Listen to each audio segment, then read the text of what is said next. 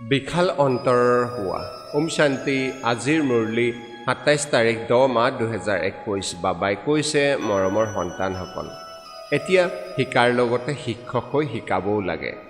এই পঢ়া এই অন্তিম জন্মৰ বাবেহে সেই কাৰণে ভালদৰে পঢ়া আৰু পঢ়ুৱা প্ৰশ্ন সত্যযুগী ৰাজধানী কিহৰ আধাৰত স্থাপন হয় উত্তৰ সংগমৰ পঢ়াৰ আধাৰত যিয়ে ভালদৰে পঢ়ে আৰু যাৰ বৃহস্পতি দশা চলে তেওঁলোক সূৰ্যবংশীত আহে যিয়ে নপঢ়ে সেৱা নকৰে তেওঁলোকৰ বুধ দশা চলে তেওঁলোক যেন বুদ্ধিহীন তেওঁলোক প্ৰজাত আহি যায় উচ্চ প্ৰজা চাকৰ বাকৰ আদি সকলো এই সময়ৰ পঢ়াৰ আধাৰতে হয় ওম শান্তি ধাৰণাৰ বাবে মুখ্য হাৰ 1 এতিয়া বাণীৰ পৰা ছায়াৰ পৰা মৌনতাত অৰ্থাৎ শান্তিত যাব লাগে সেইকাৰণে বাৰ্তালাপ বহুত কমকৈ কৰিব লাগে মাৰ্জিতভাৱে অতি ধীৰে ধীৰে কথা ক'ব লাগে 2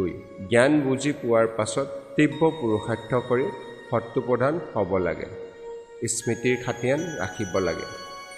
বৰদান ভক্তিসমূহক যাদু বুলি ভবাৰ সলনি কৰ্তব্য বুলি বুজি প্ৰয়োগ কৰোঁতা পূজন আৰু গায়নযোগ্য হোৱা শ্লোগান যিকোনো প্ৰকাৰৰ অস্থিৰতাত হতাশ হোৱাৰ সলনি বিশাল অন্তৰৰ হোৱা ওম শান্তি